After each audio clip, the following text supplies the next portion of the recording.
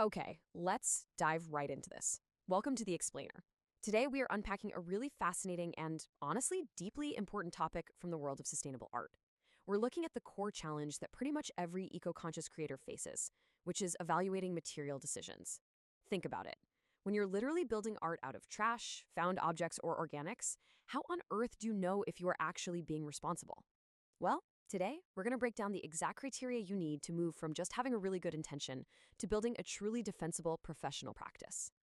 And this right here is the question that anchors our entire explainer. It's essentially the ultimate test for any artist working with alternative materials. How do I know whether my sustainable material decision is responsible? Because let's be real, just slapping the word sustainable on an artwork, that is not a free pass. You have to back it up. So the crucial point is we absolutely have to move past these surface level claims. There's this super common assumption out there. Hey, I used waste, so boom, it's sustainable. Or I recycled something, therefore I'm eco-friendly. But the reality demands much deeper questions. Is it ethically sourced? Did you actually have permission to take it? Is it safe or is it emitting toxic fumes? Does it decay over time? And if it does, how are you managing the fungus? Simply using recycled materials doesn't give you a free pass to ignore the whole picture. Here is our roadmap for today's explainer. First, we'll tackle the sustainable art myth, then intention versus responsible judgment, followed by the 8 benchmarks for responsibility, and finally, we'll see it all in practice with a case study. Let's get into it. Section 1, the sustainable art myth.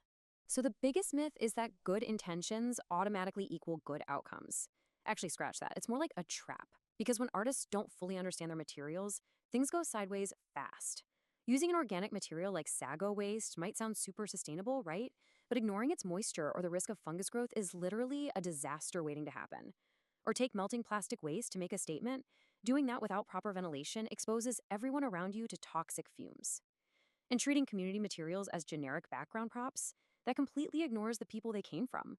Plus, if you don't document your process, your deeply meaningful artwork might honestly just look like a random pile of discarded trash.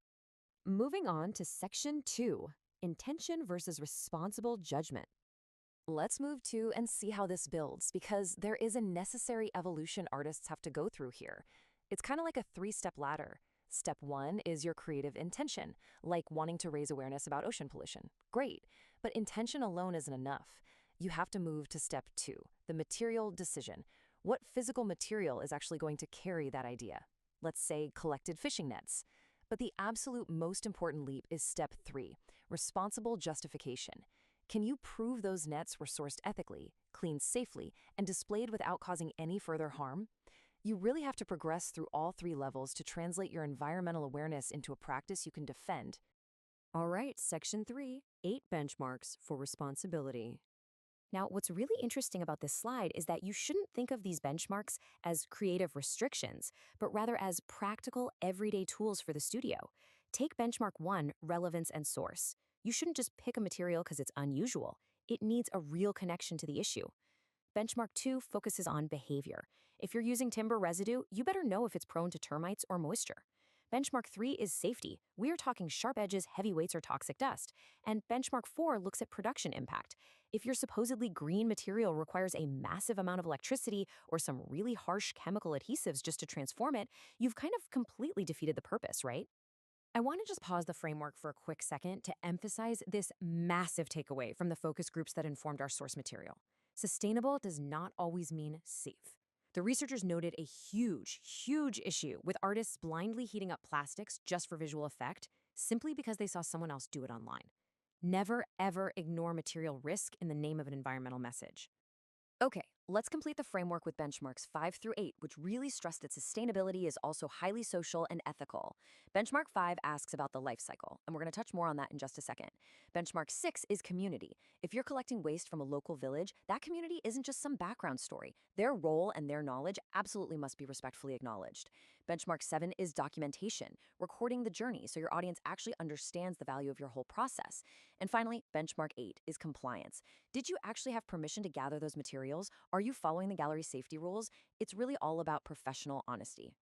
I want to quickly circle back to that life cycle benchmark we just saw, because it fundamentally changes how we view art. An artwork's life cycle extends way beyond the gallery exhibition. You have to plan for the before, like how much fuel did it take to transport this? The during, how much electricity does the display use? And crucially, the after. If it's a massive plastic installation, can it actually be dismantled and reused? If it's organic, have you planned for its natural decomposition? The gallery is definitely not the end of the story. Which brings us to section 4, in practice, a case study. So let's look at a real world scenario. An artist decides to create a sculptural artwork using discarded detergent containers. Now, at first glance, this seems highly sustainable, right? You're taking household plastic waste and keeping it out of a landfill. But as we've learned today, intention isn't enough. We have to subject this to some rigorous evaluation. Let's walk through those initial benchmarks for this material. For relevance, it's an awesome fit. Detergent bottles perfectly represent everyday household consumption and cleaning culture. For source, the artist is gathering them from local community recycling points, which is super easily verifiable. But when we get to behavior, we find a catch. Yes, the plastic is colorful, it's lightweight, and it's modular, but when you cut it, it becomes incredibly sharp. And this brilliantly illustrates how an artist uses the benchmarks to actively manage risk and production impact. Because the artist knows melting plastic creates toxic fumes, step 1 is making the conscious choice to cut the material instead. Step 2, because they know that cut plastic behaves sharply, they mandate heavy protective gloves during processing to ensure safety. And step 3 looks at the afterlife. By assembling the sculpture modularly, it can be safely dismantled and stored or recycled later, rather than just becoming a giant glued-together mass of unrecyclable junk. To wrap up the case study, the artist handles their final accountability. They photograph the entire collection and assembly process, which completely fulfills the documentation benchmark. They check the structure for installation stability to comply with the gallery's safety rules, and they explicitly acknowledge the local households that contributed the bottles. By applying these criteria, this isn't just a random pile of trash anymore.